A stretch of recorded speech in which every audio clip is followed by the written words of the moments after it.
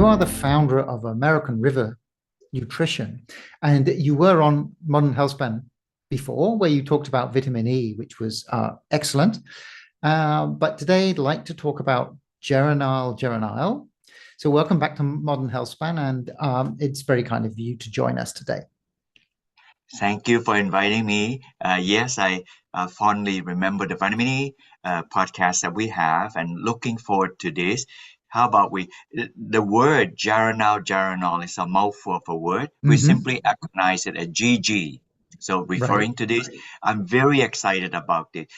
In my life, I haven't had a lot of discovery, not that I was looking for. Sometimes people refer themselves to as a medicine man. I don't think I'm a reluctant medicine man, even at best. So I've discovered this tocotrienol from this lovely plant, annatto. Like that, we use it for, this is pretending, if you stain your finger red, and that's for coloring cheeses, some meats perhaps. In the West, it's mostly for coloring cheeses. It's very popularly used now because people don't want to use synthetic color. That color is keratin. And I discovered the vitamin E in it because it protects the color from degradation. There was that piece of the vitamin E, and then in time, some subsequent time later, I know you asked me later, I also discovered the GG in the same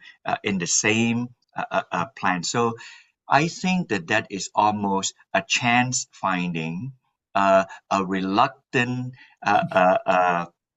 medicine man happened to stumble on this and ask serious question. So I think of it metaphorically. The tocotrienol vitamin E is the dog. The GG is the tail. I'm hoping to see before my retirement the tail will wag the dog. So pretty much that's what I'm hoping to do. Hopefully this podcast will foretell what is to come and why I believe the tail will wag the dog. But right now, because of my extensive year in the vitamin E, the dog is taking charge and the tail is slightly wagging in the back. But I'm hoping someday it's the reverse, where the tail will wag the dog. So I'm giving you the front story. I mean the end story right in front. Right.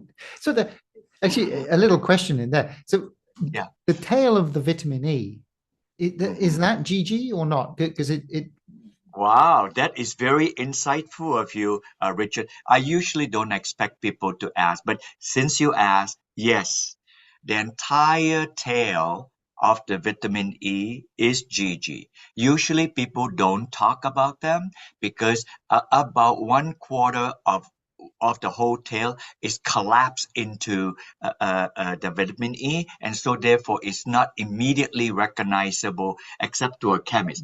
I have a molecule here. Of course, this is a molecule of vitamin E. I'm going to stand back so you can see like that. So if you see, there are two rings. The ring that makes it an antioxidant, I purposely do it this way. See, if I go off screen, that's it. That is the antioxidant piece. Then this piece here, the second ring, is not an antioxidant. But this second ring, if I go on the other side intentionally, I block off the ring, that is GG there. That entire ring. And then the red color, that would be where the OH is. So this piece here, human cannot use GG to make vitamin E, but plant can. So this piece is GG. If I were to purposely stand back, and then you see the front here, that's the molecule of GG. While we're at it, the background here, that's a big albatross molecule of CoQ10. And GG in the human body is used to make CoQ10. So for the life of me, I could not know why. I love biochemistry. So if your audience love nutrition and biochemistry, you're going to get to the bottom of this. And I'm not really a sales pusher. If it doesn't work in our body, I don't have a business anyway. But if you look at this molecule GG in the body, it makes CoQ10. You can see the whole black and white molecule is the entire length of CoQ10 like that. However, it makes this much larger molecule But GG cannot make vitamin E, which is a smaller molecule. So I couldn't fathom them. I think the human body can make very complex compound, but it doesn't have the wherewithal and the machinery to make vitamin E, even though that molecule is smaller, but it has the machinery to make CoQ10. And of course, your audience know CoQ10 is a critical molecule in the body to produce the currency of energy. No new news to you now. But also CoQ10 in the reduced form, ubiquinol, is an antioxidant. So it's an endogenous antioxidant, and all because GG is a building block for CoQ10. I know you're going to ask me more questions, so you can see what's coming and bubbling up to the top with me. This GG is really an exciting discovery. I don't know why I deserve to be the scientist who discovered it. There are many other well-known and smart people. I think it's not so much of my smartness. I think I'm given the privilege to be there in the right time, and prophetically I ask the right questions, and then the right question yields the answer, and here I am. I'm supposed to retire with the discovery of this special vitamin E, but then when I suss this out at the bottom of the pot, and it is a little slight yellowish color, almost like corn oil color, I was intrigued, but it took me another 5 or 10 years after the discovery of the vitamin E in this plant. Then I always saw it at the end of the pot, but I was not curious enough. And eventually it just bothers me. I got to figure out what this is. And then when I did and analyzed and got all the critical chemical analysis come in, it is this molecule GG that then I just know the chemical GG, and then it drove me to ask, hey, what is this compound GG? And then not surprisingly, I found out that this GG is critical for both in the plant for its survival, as well as it is critical in the animal for its survival. So I call GG, listen to this, the last common step between the plant and the animal. And those are very, very different species. It's not like the last common step between a cat and a dog. It's the last common step between a plant and a mammal. And of course, humans are mammal. So very excited to hear where your question will lead, and I try to answer the question as I go along. Okay, so you found GG because it was kind of left over when you were distilling or manufacturing the vitamin E. Okay, so can you explain a little bit about why GG is important? Where does it fit in the biochemistry for humans? Well, for mammals in general, but humans. Yeah, yes. Just before I segue to human, and then thereafter we only talk on human, but just for the audience sake, so you know how important this GG is, all of us eat vegetable. So the next time you eat vegetable, you see your vegetable green color or yellowish to orange color. I essentially cover all the color of vegetable like that. Think of GG. All the green color is because of chlorophyll, and plant cannot survive without chlorophyll. And chlorophyll has the molecule GG in it. And if you eat vegetable that have yellow, orange color, including fruit, just think of any. If you're in Asia, papaya. If you're in America, mango, banana, like that, pineapple. You just go on and on like that. A tomato, carrot, like this. All this wonderful color. Without GG, they will never be able to make this color, and the plant would die. I am living in New England of United States. Our foliage is well known throughout the world. And in the 2 weeks of the fall, autumn time, where the green color leaf immediately turn orange to yellow. So during that time, we have a feast of the eyes. And then the color would disappear. So that changing from chlorophyll to carotenoid has to do with only GG. So if you eat vegetable, you will consume GG. Very simple, like that. So now I've said everything I want to say about the importance of GG in a plant. In human, which your audience is dying to know, We have, there are many pathways in the human body. Arguably, the most famous or most trafficked pathway in the human body is the cholesterol synthesis pathway. We only demonize cholesterol because as we age, we have too much and it causes arteriosclerosis. Otherwise, if you look on the bright side, cholesterol is needed in every cell development in the human body. Hence, the cholesterol pathway is most important. Memorize this and write it down, and you can Google, you can look. This pathway is called the mevalonate pathway. Mevalate. Mevalonate. Sometimes they refer to mevalonic acid pathway. So that would be the pathway. Now I'm trying to be metaphorical. If you think of United States or you travel here often enough, Interstate 95 starts from Maine, almost touching Canada, all the way to Florida Keys, almost approaching Cuba. That is Interstate 95. It is the most traveled highway in United States. Hands down, like that. I'm using this to describe where is GG, where is cholesterol, where is CoQ10, and where is menaquinone, and where is muscle making. This pathway does it all. So I will do this description cartoonically because by using the drug statin. Statin is the world famous drug. It comes with good and bad, and it's specifically used to inhibit cholesterol so people won't have arteriosclerosis. And then as I use this and describe it, you'll get the gist. Statin inhibit cholesterol synthesis very much earlier on, just south of Maine. Let's say it hit Boston. So if you stifle ability of the pathway at Boston, the car is strangulated.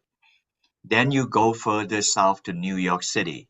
New York City is where cholesterol is made. So if you hit it in Boston using statin, and then in New York City, cholesterol drop. You're still with me, right? Follow me on this. It's Interstate 95. And then when you go to Washington, D.C., people don't mention this. If you go, but I'm going to come back to Washington, D.C., you go further south, slightly south to Virginia. That's when you see cholesterol drop. Sorry, I beg your pardon. That's when you see CoQ10 drop.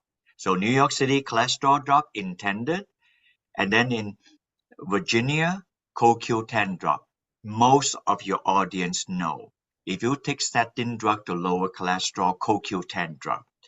But your physician may or may not buy that. Your physician, however, will ask of something further down in Atlanta. You get further down now in Georgia, Atlanta. He said, Mr. Jones and Mrs. Jones, do you have any muscle problem, back pain, trunk muscle problem? The doctor is fishing for myopathy, something problematic with your muscle. And the scientific acronym for this is SAMS, S-A-M-S, statin-associated muscle symptoms. So if you wanted to Google this SAMS, you're going to find out everything you want to know about statin-associated muscle symptoms. So, but notice how I gone to this? It's further down, and then further down when you get somewhere to Miami, then you're talking about MK4, menaquinone, vitamin K2 reduction. So now, what is the part that I skipped? Remember, I mentioned Washington, D.C. That Washington, D.C. thing is GG. So in the mevalonic acid pathway, GG is right below cholesterol and in Washington, D.C. So unfortunately, as powerful a drug as statin is hitting it in Boston. So therefore, everything downstream is being hit. So now I just explained to you the reason in Virginia CoQ10 drop is because GG above it in Washington, D.C. drop. So if GG is dropped, then why does CoQ10 drop? Because GG is the building block for the making of CoQ10. So if you remove the building block, then CoQ10 does not have enough GG to make CoQ10. One more time, this is the last time. I'll remove myself. You can see this. The entire tail of GG here, short tail here, 2.5 tail of GG makes the entire albatross tail of CoQ10. It's very simple. It really like that. This is not molecular biology, cell signaling, and cells speaking to each other crosstalk. Nothing. This is just plain biochemistry. If you do not have GG, you cannot have enough of the building block to make CoQ10. Simple. It's just that. So nobody until now explained it. Everybody knows if you take statin, your cholesterol drop, your CoQ10 drop. I'm telling the audience, the reason CoQ10 drop is because the statin drug inhibits severely GG, and therefore GG is insufficiently available for the synthesis of CoQ10. And by the way, when you get to Atlanta, you notice that you got muscle problem. You got muscle problem because the synthesis of muscle requires GG. I just explained that. So I even explained that on the cardiologist perspective. And then finally in Miami, almost at the end, before it get to Florida Key, there's a small compound called menaquinone. It's a vitamin K, not vitamin K1, which is the clotting factor vitamin K1. You can only get that from green leafy vegetable, vitamin K1. You have this vitamin K2 called menaquinone 4, MK4. You require GG to make it. So in the human body.